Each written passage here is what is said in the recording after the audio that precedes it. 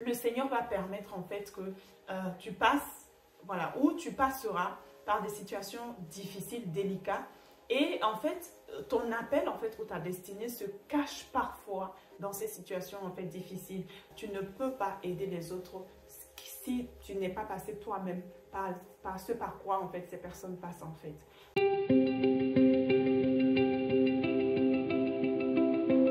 Shalom la famille, j'espère que vous allez bien par la grâce de Dieu. J'aime bien en fait cette phrase en fait qui dit que le véritable bonheur c'est de découvrir le but pour lequel le Seigneur t'a emmené sur la terre, le but pour lequel il t'a sauvé et de commencer en fait à l'accomplir. C'est là où vraiment tu vas vraiment t'épanouir, tu vas vraiment trouver vraiment ton véritable bonheur. Donc voilà. Et aujourd'hui, j'aimerais tout simplement continuer un peu sur la précédente vidéo que j'ai eu à faire, notamment sur comment découvrir ses dons et ses talents.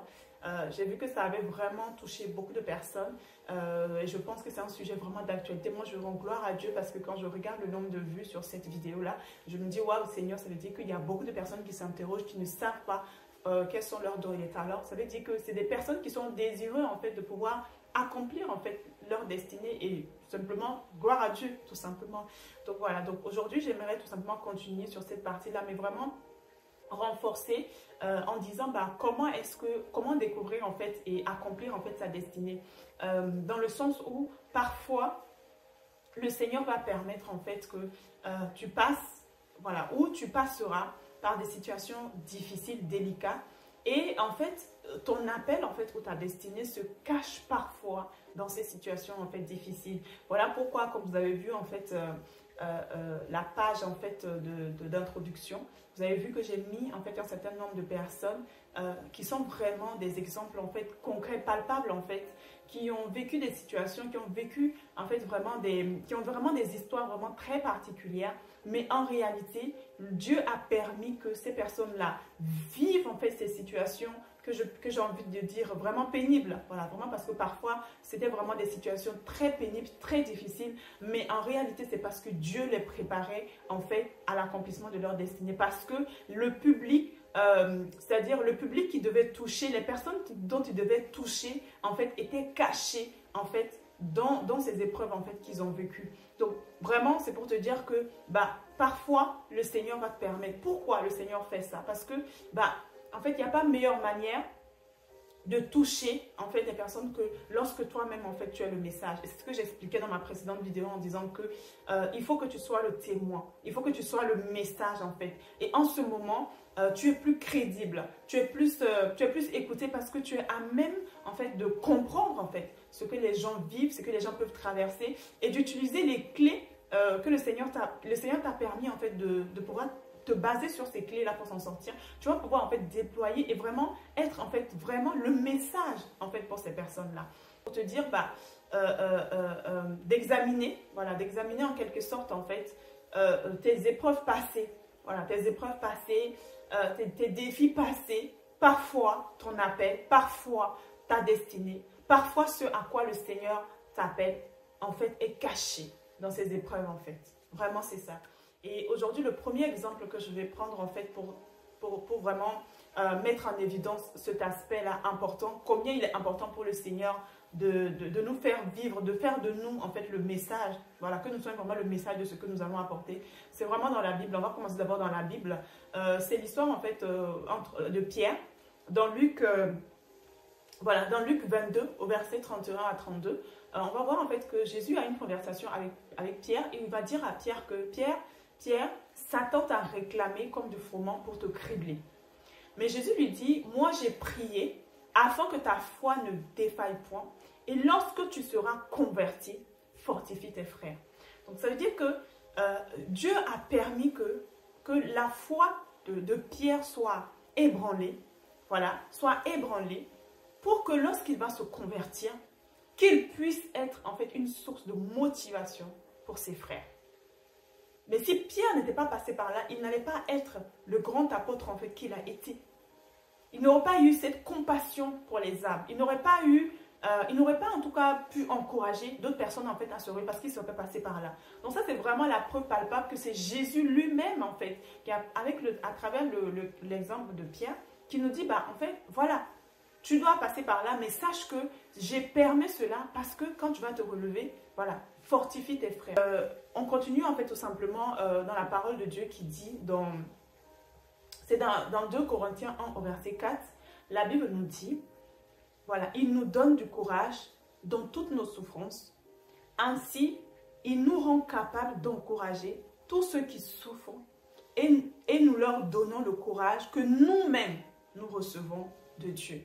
Donc, dans ce verset-là, on voit vraiment clairement que le Seigneur nous dit que c'est lui-même d'abord qui nous rend capables. Donc, peut-être que tu es en train de vivre une situation vraiment pénible, ou peut-être que tu as déjà vécu une situation par le passé qui est très difficile, ou peut-être même qu'il y a des situations que tu vas vivre en fait dans le futur.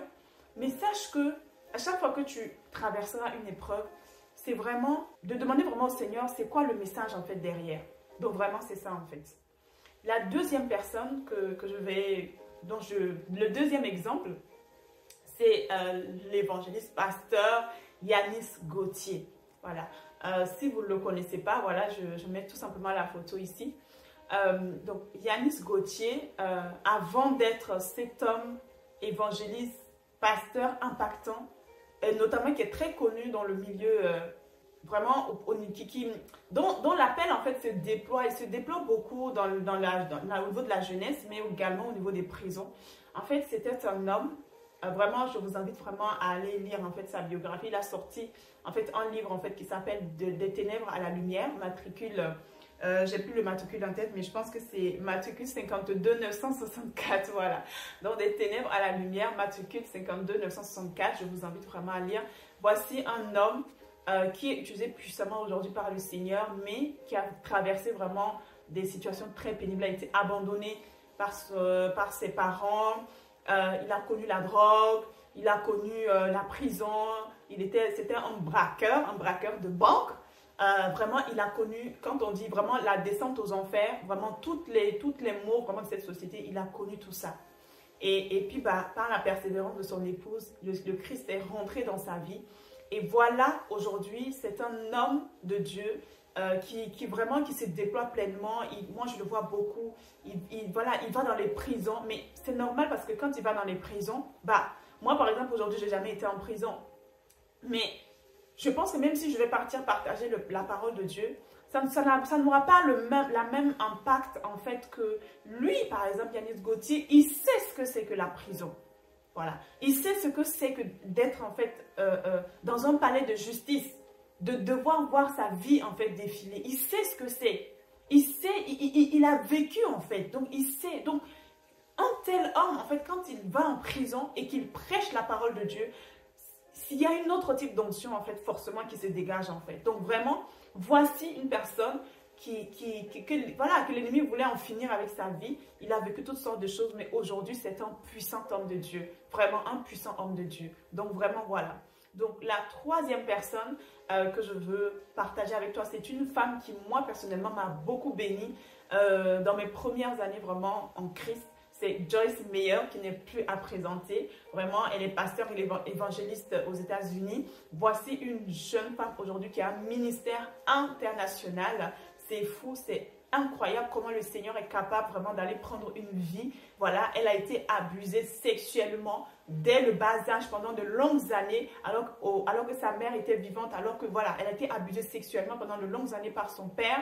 Elle a été vraiment, quand elle a rencontré le Seigneur au travers de son époux, voilà, Dave Meyer, voilà, elle a donné sa vie au Seigneur réellement. Et aujourd'hui, le Seigneur l'utilise de façon incroyable, extraordinaire, vraiment, pour guérir vraiment le cœur. Et son ministère aujourd'hui, c'est vraiment, quand elle parle du pardon, elle sait ce que c'est. Parce que, voilà, quand tu as été abusé par ton propre père, qui t'abuse sexuellement, qui a détruit complètement ta vie, quand elle parle du pardon, quand elle parle de la patience, quand elle parle de l'amour de Dieu, elle est vraiment le message. Donc voilà, voici une femme qui a subi une enfance horrible et qui, en fait, son appel, sa destinée, en fait, était cachée, en fait, dans cette épreuve. Dieu était là.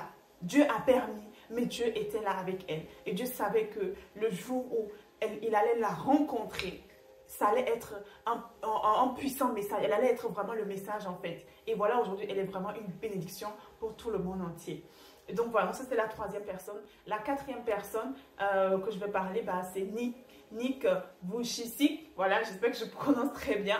Voilà, vous voyez bien la photo. C'est également un auteur qui est très connu, un évangéliste également qui est très connu. Et voilà, aujourd'hui son ministère, sa destinée, ce à quoi le Seigneur l'appelait, en fait, c'était le ministère de l'handicap. Donc pour être un message dans le domaine de handicap, il fallait que lui-même, en fait, il soit handicapé. Et voilà, il a vécu une enfance difficile, il a connu le rejet, il a connu vraiment les regards, les moqueries, vraiment, est-ce qu'il allait être une personne, est-ce qu'il allait devenir une personne, mais vraiment avec Dieu, rien n'est impossible. Donc, il a vécu vraiment toutes ces situations-là, mais aujourd'hui, c'est un puissant instrument entre les mains de Dieu qui œuvre en fait dans le ministère, dans le domaine en fait de l'handicap. Il est motivateur, il est coach, il est formateur, il est conférencier vraiment à travers le monde. Mais voilà, son ministère, c'était sa vie en fait. C'était son handicap pour pouvoir relever tous ceux qui passent en fait par des handicaps et bien plus encore montrer que bah en fait c'est possible, quelle que soit ta situation, c'est possible avec Dieu, c'est possible. Amen. Donc voilà. Et l'avant-dernière personne que j'aimerais tout simplement vous présenter, c'est une dame que j'ai connue également comme ça au travers d'une de mes mères spirituelles, Aïcha S. Donc elle est l'auteur en fait de deux blogs, Mon couple et ma famille et de Faveur divine. Au début, en tout cas de mes conversions, vraiment, je la suis, je continue de la suivre. C'est vraiment une femme très, vraiment, en tout cas, elle m'impressionne vraiment de par son blog, de par tout ce qu'elle fait. C'est une femme qui a, aujourd'hui, son ministère, en fait, s'est déployé dans l'accompagnement et la restauration, en fait, des foyers, des couples. Elle accompagne beaucoup aussi les femmes également. Mais pourquoi? Parce qu'en fait, elle a connu ce que c'était que l'abandon. Voilà, son mari l'a abandonnée à un moment donné avec ses enfants. Elle s'est retrouvée vraiment dans une galère incroyable. Et en fait, à un moment donné, le Seigneur, bah, c'était ça en fait. Voilà. Et aujourd'hui, elle est une bénédiction pour plusieurs personnes. Donc, je vais vous mettre les liens en bas si vous voulez aller visiter son blog. Vraiment, je vous encourage. Vraiment, c'est très juste extraordinaire ce que le Seigneur fait avec elle. Mais parce que bah, elle a vécu ça et aujourd'hui, elle donne des conseils dans la restauration. Quelque chose vraiment qui lui tient à cœur. C'est vraiment son ministère en fait. Vraiment l'épanouissement en fait des couples. Donc voilà. Et pour finir, le dernier exemple que je vais tout simplement prendre, bah, c'est peut-être moi également. Pour vous dire en fait qu'aujourd'hui, si je suis là devant vous, c'est parce que je suis passée également par beaucoup d'épreuves. Si je parle également beaucoup du rejet, c'est parce que moi-même, j'ai vécu en fait le sentiment de rejet. Donc voilà un peu des personnes, et il y en a plusieurs, on peut pas en citer, je ne pourrais pas tout citer. Voici quelques-unes des personnes vraiment que j'ai trouvées, dont le témoignage n'est pas le temps pour te dire tout simplement que mon frère, ma soeur, vraiment parfois l'accomplissent, parfois le déploiement de ton appel, de ta destinée, Dieu l'a caché en fait dans les épreuves que tu as eu à traverser, que tu traverses ou peut-être des épreuves en fait que tu vas traverser qui sont très difficiles. Donc la première chose vraiment à faire, c'est vraiment de s'asseoir vraiment avec le Seigneur dans la prière. Bien évidemment, c'est avec la prière. Il faut vraiment chercher la face du Seigneur vraiment par rapport à tout ça. Et je crois vraiment que tu seras également le témoignage vraiment de ce que le Seigneur va faire en fait au travers de ta vie. Donc vraiment les épreuves, les difficultés, tout ce que nous pouvons traverser, ce ne sont que des instruments puissants entre les mains du Seigneur pour le déploiement. Donc je t'invite vraiment à examiner également ta vie, à examiner ton passé, à examiner ton présent, à examiner vraiment toutes ces épreuves et même à l'avenir vraiment et de regarder parfois ton appel, ta destinée, elle est cachée vraiment le plus souvent dans les épreuves, dans tout ce que tu as traversé en fait. Et tu vas pouvoir avec l'aide du Saint-Esprit discerner exactement quel est le couloir, quelle est la destinée, quelle est la population à laquelle en fait tu dois déployer en fait ton ministère. Donc là je vous ai parlé, c'est un peu dans le cadre ministériel, mais ça peut être plus hein. Voilà, je connais plein de personnes qui sont vraiment, qui se déploient aujourd'hui dans le monde des affaires et bien plus dans la politique également, qui sont des chrétiens, mais vraiment, donc vraiment, il n'y a rien qui est impossible au Seigneur. Donc vraiment, examine tout simplement tous ces aspects-là. Et j'aimerais tout simplement terminer avec cette phrase-là, en fait, qui dit que le pouvoir de tirer quelqu'un, voilà, d'une situation d'emprise repose sur l'expérience de celui ou de celle qui a surmonté le même problème. Donc voilà, tu ne peux pas aider les autres si tu n'es pas passé toi-même par ce par quoi en fait ces personnes passent en fait. Donc voilà, c'est ce que je voulais partager avec vous dans cette vidéo. En tout cas, j'espère que ça va t'encourager et te donner aussi de nouvelles pistes également. Et je prie que vraiment, le but, c'est que tu puisses découvrir ce à quoi le Seigneur t'appelle et que tu commences à te déployer avec l'aide du Saint-Esprit. Donc vraiment, voilà. Donc, si tu as été béni et si tu n'es pas encore abonné à cette chaîne, n'hésite pas à t'abonner, à liker, à commenter, partage autour de toi. Je suis sûre que ça va bénir également d'autres personnes. Plus on sera nombreux à se lever pour la cause de l'évangile, et plus et mieux ce sera. Donc voilà, je vous souhaite, je vous dis à très bientôt sur cette chaîne pour de nouvelles vidéos. D'ici là, portez-vous bien et que Dieu vous bénisse.